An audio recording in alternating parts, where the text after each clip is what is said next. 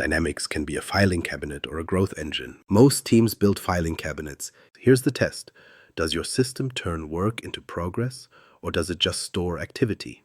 In the next few minutes, I'll show you how to reduce friction so every metric improves.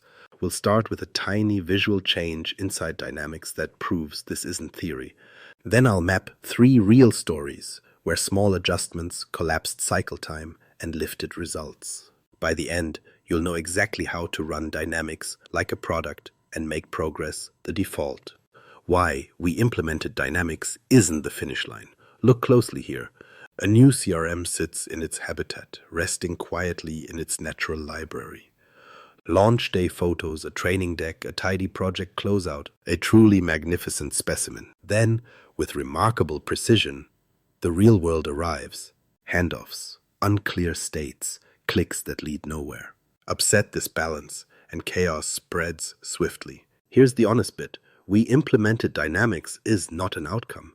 It's a milestone on the way to an outcome. The outcome is speed, how fast your system turns work into progress.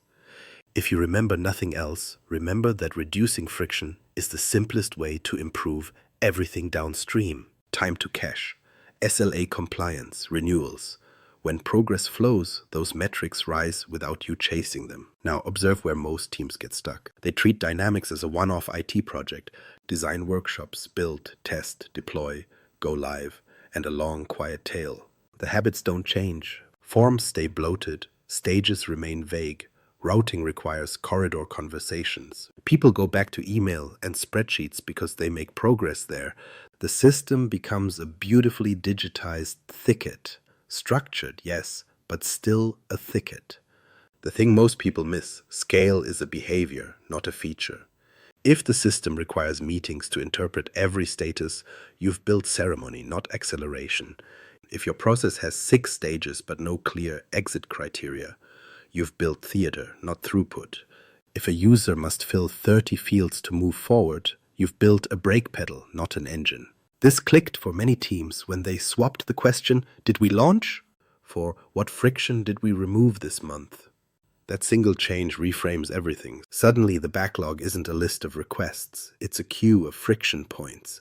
The cadence isn't annual. It's monthly. The owner isn't IT. It's a product owner who weighs impact against effort and decides what gets built next. Here's the shortcut nobody teaches. You don't need new tech to unlock this. You need new rituals. A weekly triage of real user pain. A monthly release that trims steps, clarifies states, and automates handoffs. A simple rule. Each release must remove, simplify, or automate something. If a change doesn't move work to progress faster, it waits. Before we continue, you need to understand the trap of false finishes. A training session feels like adoption. A dashboard feels like insight. A workflow feels like automation. But if users still ask, "Who owns this?" or "What's next?" nothing important changed. The reason this hurts is simple. Invisible friction compounds. One extra drop-down here, one optional field there, a fuzzy stage name, a manual email. Multiply that by 100 users and 1,000 records and your week disappears. So what separates the growth engine from the filing cabinet? Clarity and constraint. Fewer stages with precise exit criteria. Fewer fields, each with a reason to exist. Handoffs that happen on save, not after meetings. And a product cadence that keeps pulling friction out. Let me show you exactly how that looks in practice in under 2 minutes, with one small change that shifts behavior the same day you ship it. Micro demo. The smallest change with the biggest return. We're in Dynamics, editing a business process flow. Before, 6 vague stages. Qualify, assess, discuss, propose, review, close.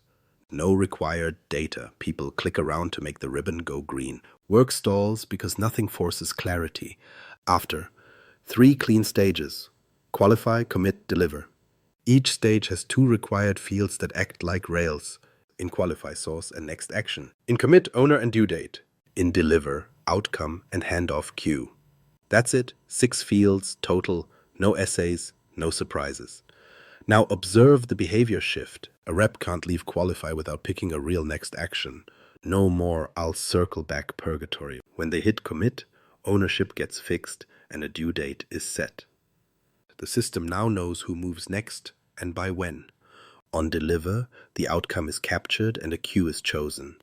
And a simple Power Automate flow routes the record automatically to service or finance based on that queue. Remove its data source, and it becomes distressed. Give it a clear path, and it moves with purpose. Let me show you exactly how to do this. Open the solution. Add the existing process to your solution if it isn't there. Create a new process, or save as the current one so you're not editing out of the box. Rename stages. Qualify, commit, deliver. In each stage, add just 2 data steps. Mark them required, tie a handoff queue to a choice column you already have, or create a local choice with 3 values you'll actually use. Publish. Then add one flow. When a record hits, deliver with handoff queue equal support, update owner to the support queue and post a timeline note. 2 minutes to build, 1 minute to test. You've edited the map, not the terrain, and the paths are now obvious. And boom, look at that result. The ribbon is no longer a decoration. It governs motion. Records can't hide in limbo. Handoffs happen on save. The smallest change with the biggest return. Now that you've seen how simple this is, the bigger conversation will land. This is a product you can evolve every month, cutting friction one tiny rail at a time. Align dynamics to real business goals. Now observe the shift we need to make. Dynamics shouldn't just record what happened, it should guide what happens next. The question to anchor everything. Does Dynamics guide or archive? If it guides, friction falls and progress accelerates. If it archives, you've just built a tidy museum of yesterday. Here's where most teams go wrong. They pick 10 KPIs and dilute focus. They build dashboards to impress, not instruments to steer. Try this test. Open your top view today and ask, what decision does this screen demand in the next 5 minutes? If the answer is none, you're looking at reporting, not runtime guidance. So pick one goal that matters for the next 30 days and align Dynamics to push it forward. One is the point, not time to cash, not SLA compliance as abstractions. Choose the friction you can feel on the floor. For sales, that might be reduce lead qualification delay. For service, reduce manual triage. For membership, reduce renewal limbo. Then wire the system so the next action is obvious and the wrong action is impossible. Let me show you how to translate that into structure. We start with a success question. What must be true in the system for this outcome to improve? If the aim is faster lead movement, the system must capture a next action and a due date at the moment of qualification, and it must surface stale items. If the aim is better SLA performance, the system must route new cases within seconds and highlight any case without an owner. If the aim is on-time renewals, the system must surface who's 90, 60, and 30 days out and make the outreach step unavoidable. The thing most people miss is that this is a subtractive craft. You don't add 7 fields and 3 swim lanes. You remove the places where decisions go to die. A quick story. A sales team cut 21 approval steps down to 4, and cycle time dropped by nearly half within 2 sprints. Another team deleted 32 unused fields on an opportunity form. User errors fell immediately because there was nothing left to get wrong. When leadership moved pipeline reviews into Dynamics, no slides, just live records, adoption shot up because the habitat finally reflected real behavior. Once you've set the single goal, back it with 3 mechanics. Views that expose risk and demand action. For leads, my leads with no next action, sorted by oldest. For cases, unassigned over 15 minutes. For renewals, members 60 days out without outreach. These aren't reports, they are work queues. Guardrails that prevent drift, required fields at the right moment, business rules that hide anything not needed now. BPF stages with crisp exit criteria that match the goal. If the goal is speed, exit criteria should be verbs, not nouns. Next action chosen, not notes captured. Tiny automations that remove handoffs. When a stage changes to commit, set owner and due date automatically based on simple rules. When deliver is complete, route to the correct queue and post a timeline note so the next team has context. Make the handoff happen on save. Here's a quick check to keep you honest. For every change you propose, answer 3 questions. What friction does this remove? What behavior will change tomorrow? Which metric should move within 2 weeks? If you can't answer, it's theater. Hold it. A weekly ritual cements this. Run a 30-minute triage using only live records and these action views. Ask, what's stuck and why did the system allow it? Then fix that cause in the next sprint. One team found that 40% of stuck records were missing an owner because the owner field was optional at the wrong time. They made it required in the commit stage and never saw that class of stuck again. Now the personal line. This matters because progress is morale. When people see the system turning their effort into movement, they lean in. When they see it stall, they work around it. Guide, don't archive, and everything else gets easier. The 3 levers of scaling: process, data, people. Now, observe the 3 levers that reliably turn friction into flow: process, data, people. Pull them in this order. Process sets the path. Data clears the view. People supply the momentum. Upset this balance and you get noise without movement. Process first. The thing most people miss is that process isn't documentation. It's constraints that cut decisions. Every extra branch is a hesitation. Every unclear state is an argument. The fastest wins usually come from subtraction. One client had a 21-step approval chain for enterprise quotes. We reduced it to 4: qualify, price guardrails, legal check, executive exception. Cycle time fell by about 40% within 2 sprints, and nobody missed the 17 steps we retired. Why this matters to you: less ceremony, more throughput. Here's how to tune process without boiling the ocean. Start with the motion you want. Qualify, commit, deliver. Make each stage earn its existence with exit criteria that are verbs. Next action selected. Owner and due date set. Outcome captured, handoff queued. Kill vague stages. If a step can't explain how it speeds movement or reduces rework, it goes. Then create 1 work view per role that exposes what's stuck by your chosen rule. Sales sees leads with no next action. Service sees unassigned over 15 minutes. Finance sees closed 1 missing contract. These aren't reports, they are daily routes. Data next. Not more data, better data. Most dynamics orgs drown in optional fields and stale pick lists that corrode trust. The cure is ruthless relevance. Keep only the fields that drive a decision or an automation. A team deleted 32 fields from their opportunity form, fields nobody had looked at in a year. Immediately, user errors collapsed and time on form dropped because there was nothing left to get wrong. Then they added 2 fields, next action and due date, and their pipeline actually became steerable. Aim for 3 data moves. First, shrink the capture surface. Hide anything not needed at this moment with business rules. Second, make critical fields required at the right time, not everywhere. Required at stage change, optional elsewhere. Third, turn data into alerts and queues, not dashboards that nobody opens. If a case has no owner after 10 minutes, raise a toast and reassign. If a renewal is 60 days out without outreach, surface it on the owner's home view. The reason this works: data earns attention only when it reduces uncertainty now. People last, but not least. Adoption isn't training. It's the feeling that the system helps you win today. The pattern that works is rhythm, not rollouts. Give the team a small, reliable drumbeat they can trust. 1 week discovery, 1 week build, 1 week test, 1 week release and measure. Publish your release notes in product in the timeline. We removed 3 fields. We made owner required in commit. We added auto-routing on deliver. Tie each change to a stuck story you heard last week. Suddenly the system feels alive and responsive. Ownership is the other piece, not a committee, an accountable product owner who decides. Their job isn't to say yes, it's to rank. They hold a single backlog where every item is framed as friction, behavior, metric. Leads stall without a next action. Require next action at qualify. Qualified lead cycle time drops. No guesswork on why this matters. They meet users weekly in a 30-minute triage using only live records and action views. The question is always what's stuck and why did the system allow it? Then they pick 1 or 2 changes that will remove the cause next month. Leadership sets the habitat.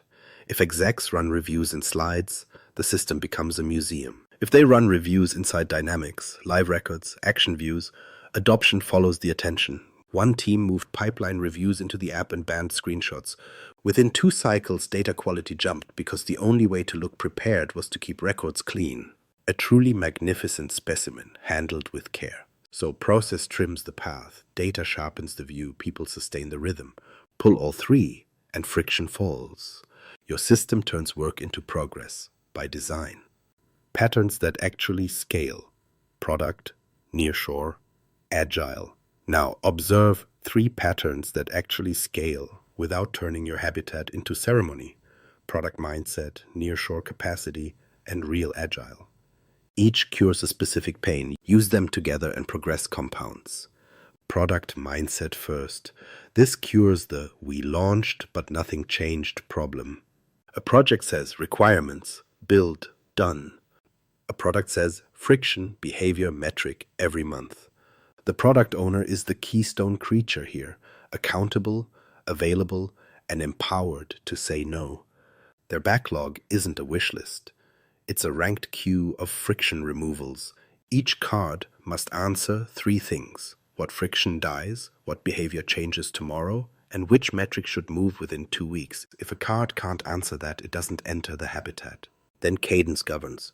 1 week discovery, 1 week build, 1 week test, 1 week release and measure. You'll notice the rhythm matches what we already said. That's intentional.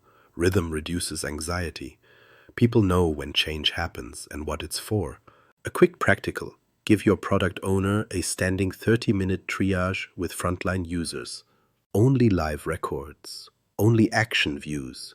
The script is simple. What's stuck and why did the system allow it? The owner translates each answer into one small change with a measurable bet. That public bet becomes the heartbeat of the month. And leadership? Run reviews inside the app. No screenshots. When the habitat is the meeting room, data quality becomes self-policing. Nearshore capacity next. This fixes capacity bottlenecks without losing control. Most teams swing between 2 extremes.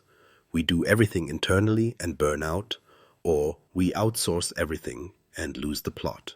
Nearshoring, 1 or 2 time zones away, shared language hours, gives you a flexible ring of builders who can turn small, well-shaped backlog items fast. The rule is brains in-house, hands nearshore. Strategy, priorities, and acceptance stay with your product owner. The nearshore team gets crisp, atomized tickets. Require next action at qualify. Auto-assign to support on deliver. Hide 12 fields on commit. Define acceptance criteria in 1 sentence and a screenshot. If a change can't be tested in 2 minutes, it's not small enough. This keeps the ecosystem legible. Guardrails matter. 1 branch strategy, 1 solution. Solution layering that avoids cross-dependencies. Managed downstream, unmanaged in dev. And a daily 15-minute sync between the product owner and the nearshore lead to unblock, confirm scope, and keep the rhythm. Upset this balance and you'll get Jira theater, busy tickets, little movement. Maintain it and you'll ship friction cuts weekly. Real agile last. This prevents the 6-month release that nobody uses. Agile here is not stand-ups with slide decks. It's shipping tiny testable changes tied to a metric. 3 anchors keep it honest. First, definition of done includes a measurable check. Owner field required at commit. Qualified lead cycle time should drop 10% within 2 weeks. If you can't measure it, you're rehearsing, not performing. Second, YP limits. Cap active work at the number of people times 1. If 4 people are building, only 4 cards can be in progress. Queues shorten, focus deepens. Third, a ruthless end-of-month retro with evidence. Pull the numbers on the bets you made. Did cycle time move? Did unassigned cases drop? If yes, double down. If not, ask why the system still allows the stall and pick a smaller change. Here's a small story to make it real. A team stuck at quarterly releases adopted this trio. The product owner reframed the backlog as friction bets. A nearshore squad took 3 2-hour changes a week. Real Agile anchored each release to a metric. Within 2 cycles, lead qualification time fell from 6 days to under 2. Nothing magical, just clear ownership, small changes, and a cadence that never missed. Why this matters to you? Progress is a habit. Product gives you a decider and a drum beat. Nearshore gives you affordable hands without handing over the steering wheel. Real agile keeps you honest by tying every change to movement you can feel. Combine them, and your system turns work into progress, week after week. Classic failure patterns and their fixes. Now, observe the patterns that quietly strangle progress. Each has a simple antidote: legacy with nicer colors. Teams rebuild the old system field for field inside dynamics, then wonder why nothing moves after a big spend. Fix: start with subtraction. Run a quarterly cull ritual. Delete fields nobody used in 90 days. Retire stages without exit criteria. Kill approvals nobody can justify. If it doesn't reduce rework or force a decision, it goes. One team cloned their legacy schema and shipped it. 6 months later, zero lift. They cut 28 fields and 2 stages, and cycle time finally cracked. Infinite stages, 0 rules. The ribbon looks impressive, but nobody knows what earns a stage change.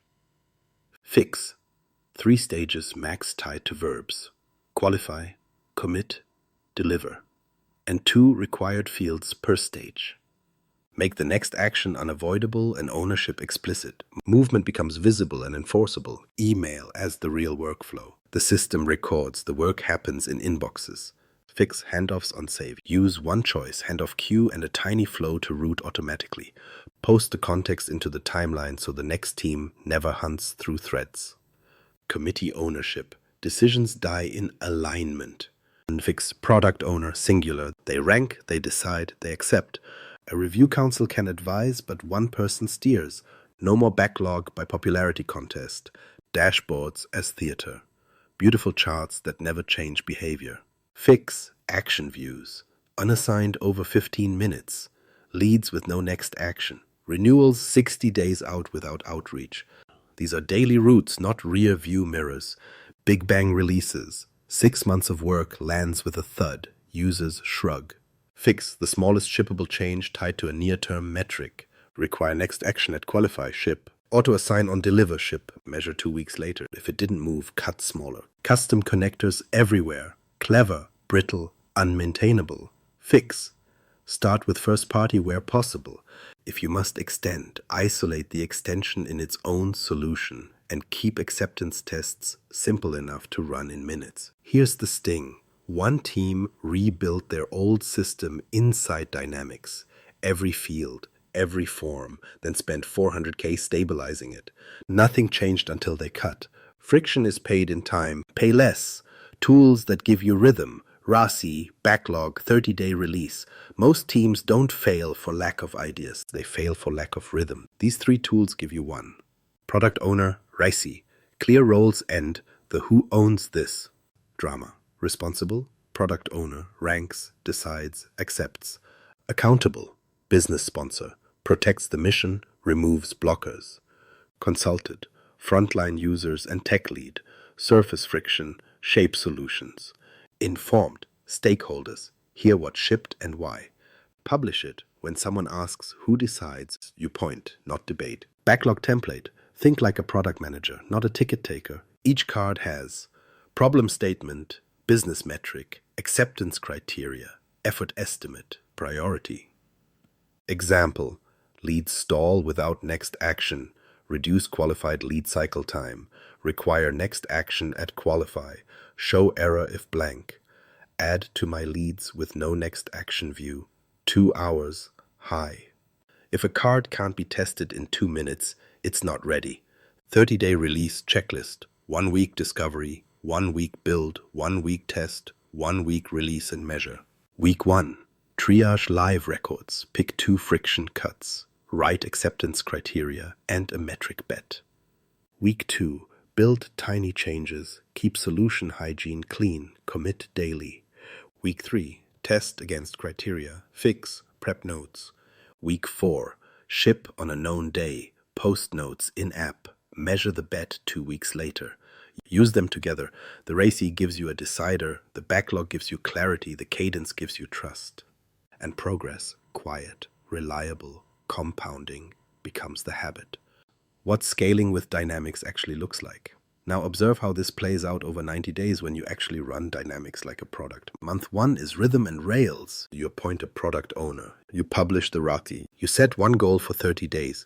Reduce lead qualification delay, reduce manual triage, or reduce renewal limbo. You create 3 action views tied to that goal. You trim the business process flow to 3 stages with 2 required fields per stage. You ship 2 tiny automations that make handoffs happen on save. And you start the weekly 30-minute triage using only live records and those action views. Progress becomes visible and the first stuck causes get removed. Month 2 is subtraction and surfacing. You run a quarterly cull ritual early. Remove dead fields, retire vague stages, kill approvals nobody can justify. You hide anything not needed at this moment with business rules. You make critical fields required at the right time. Not everywhere. You add 1 or 2 signals that turn data into motion, unassigned over 15 minutes, toast and reassign, leads with no next action, lights up on the home view. Leadership moves reviews inside the app, no slides, just live records. Data quality jumps because attention moved. Month 3 is compounding and confidence. The product owner's backlog is now a ranked queue of friction bets. Nearshore capacity, if you use it, ships 2 or 3 small cards a week. Each change has acceptance criteria and a metric bet measured 2 weeks later. You keep WIP limits tight. You end the month with a brief retro. What moved, what didn't, and why the system still allowed stalls. You pick smaller changes where needed. You publish short release notes in-app, what changed, why it matters, and how to use it today. What does it feel like on the floor? Reps stop asking who owns this, because the system enforces ownership. Service stops forwarding emails because routing happens on save. Finance stops chasing context because the timeline tells the story at the handoff. People feel momentum. The habitat reflects the way work actually moves, and it nudges the right move next. Scaling isn't louder, it's cleaner. Fewer choices at the right moment, fewer handoffs, clearer states. A steady drumbeat that trims friction every month. That's what scaling with Dynamics actually looks like. Work turning into progress by design. If you remember nothing else, remember this. Reduce friction and every metric improves because progress becomes the default. Treat Dynamics like a living product, not a finished project. Rails, rhythm, and small, measured changes. If you want the RACI, the backlog template, and the 30-day release checklist, grab the links below. Subscribe for the next episode on advanced routing patterns, and send me one friction point you'll remove this month. Continue to observe this ecosystem with care.